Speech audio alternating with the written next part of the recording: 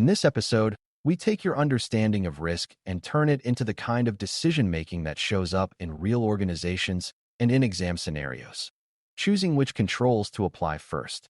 Most beginners assume security is about finding the perfect control and applying it everywhere, but real life does not work that way. Time, budget, staff, and system constraints mean you almost always have to prioritize. Control prioritization is the skill of deciding which safeguards will reduce the most risk for the least cost or disruption, given what matters most to the organization. The GISF exam often frames questions around what you should do first, what is most effective, or what best reduces risk in a specific situation. Our goal is to help you build a simple, repeatable way to select controls logically instead of guessing based on what sounds most technical. Before we continue, a quick note. This audio course is a companion to our course companion books. The first book is about the exam and provides detailed information on how to pass it best. The second book is a Kindle-only ebook that contains 1,000 flashcards that can be used on your mobile device or Kindle. Check them both out at cyber.author.me in the Bare Metal Study Guide series. The first step in prioritization is remembering that controls exist to protect assets by reducing risk, and risk is shaped by likelihood and impact. That means you prioritize controls that reduce high-likelihood events, high-impact events, or both. A useful mental habit is to ask two questions when you see a scenario. How likely is this threat to succeed given the current weaknesses, and how bad would it be if it did? If the scenario describes a common threat, like phishing targeting many employees, likelihood may be high. If it involves sensitive customer data or critical operations, impact may be high. Controls that directly reduce those factors often rise to the top. This approach keeps you focused on business consequences, not just technical features. Another major prioritization concept is addressing the biggest, most exposed weaknesses first. Some vulnerabilities act like open doors, meaning they are easy for attackers to exploit and can lead to large harm. Unpatched internet-facing systems, weak authentication, and excessive user privileges are classic examples of weaknesses that can dramatically raise risk.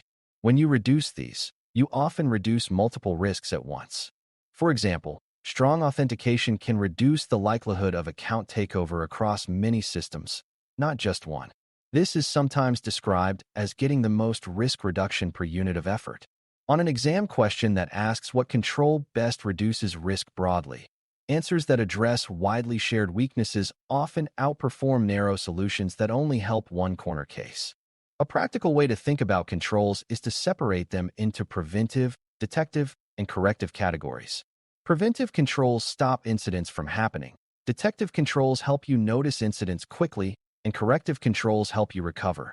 When deciding what to prioritize, preventive controls often come first because preventing harm is usually cheaper than cleaning up afterward. However, prevention is rarely perfect, so you also need detection and recovery to handle what slips through. A beginner-friendly mindset is to build a balanced safety net, where prevention reduces the number of incidents, detection reduces the time to notice them, and recovery reduces the time and cost of returning to normal. In exam scenarios, the best answer often depends on whether the question is about stopping the incident, discovering it, or reducing damage after it happens. Now let's focus on controls that tend to be high value in many environments, because prioritization often means starting with fundamentals. Strong identity and access management is one of the highest value areas because so many attacks begin with unauthorized access.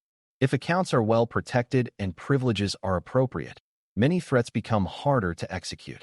Another high-value area is patching and vulnerability management, because known software flaws are commonly exploited. Backups are also high value, especially for threats like ransomware that target availability. Security awareness training is high value when human behavior is a primary vulnerability, such as phishing and social engineering. Each of these controls targets a broad class of risk, which is why they are often prioritized early. It is important to understand that prioritization is not only about choosing the strongest control, it is about choosing the right control for the stated problem. For instance, if a scenario describes unauthorized changes to data, integrity is at stake, and a control that ensures change accountability may be more relevant than one that only protects confidentiality.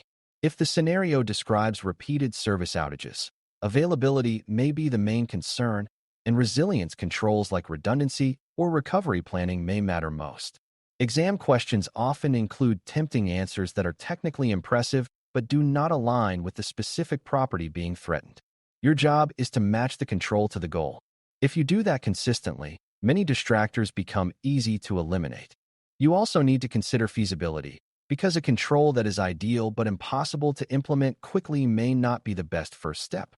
For example, redesigning an entire network architecture might reduce risk significantly, but it could take months and require major operational disruption. A quicker control like tightening access, patching a known vulnerability, or adjusting monitoring might reduce risk immediately, while longer-term improvements are planned. Exam questions sometimes test this by asking about the first action to take, not the final perfect state. A realistic answer often includes actions that are achievable, targeted, and aligned with the threat described. As a beginner, you can use a simple filter. If a control requires major organizational transformation, it is probably not the first step unless the question explicitly frames a long-term project. Another concept that helps with prioritization is the idea of compensating controls. Sometimes the best control cannot be implemented due to technical limitations or business constraints, so you choose another control that reduces risk in a different way. For example, if a legacy system cannot support modern authentication, you might reduce exposure by restricting network access and increasing monitoring around that system. The key is that compensating controls should be deliberate and should address the same risk goal, even if indirectly.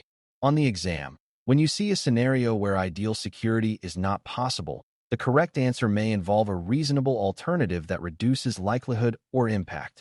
This reflects real-world decision-making, where perfect solutions are rare.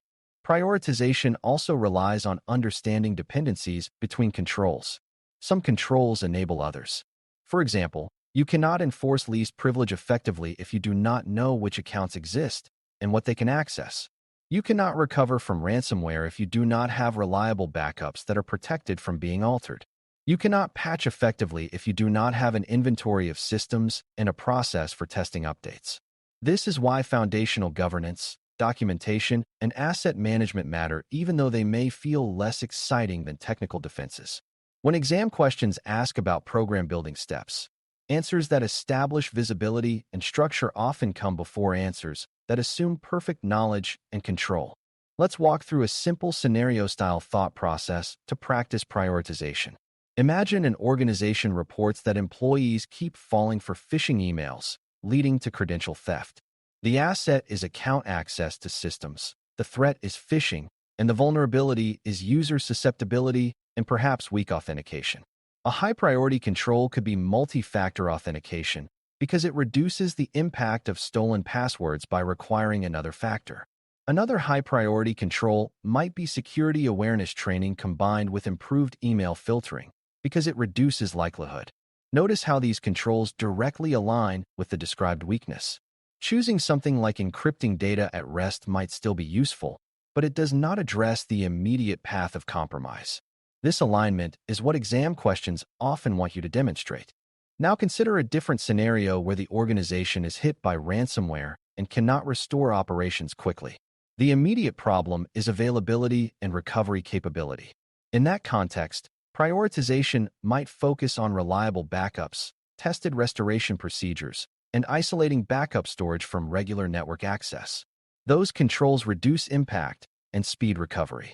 Preventive measures like patching and user training are still important, but if the question asks what best helps recover or reduce downtime, recovery-related controls rise in priority.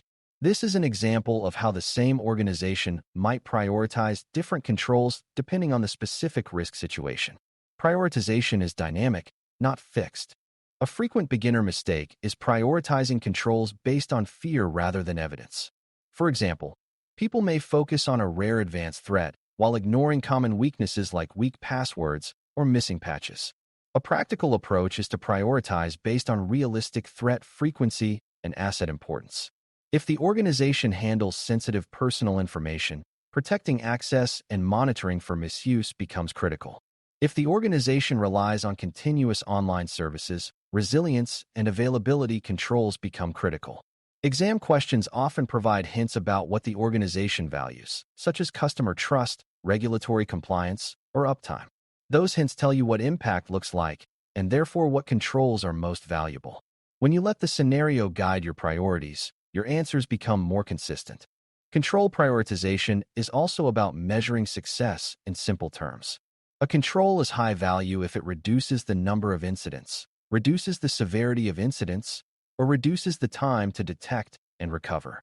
You can think of this as reducing likelihood, reducing impact, or improving response speed. When you evaluate an answer choice, ask which of these outcomes it supports most directly.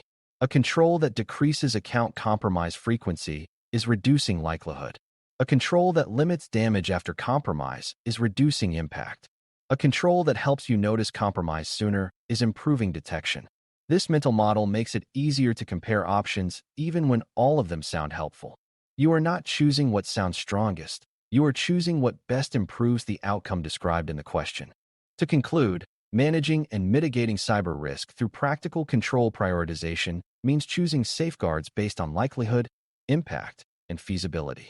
Effective prioritization focuses first on high-exposure weaknesses and high-value assets, using controls that provide broad risk reduction and align directly with the scenario's main security objective. Prevention is important, but it must be balanced with detection and recovery, and sometimes compensating controls are needed when ideal solutions are not possible. Dependencies matter, so visibility and process often come before advanced defenses. If you remember one decision rule from this episode, let it be this. When choosing what control to prioritize, identify the asset and the most likely path to harm. Then select the control that most directly reduces that likelihood or impact with the least unnecessary complexity. Thanks for listening. For more audio courses, daily newsletters, and more, please visit BareMetalCyber.com.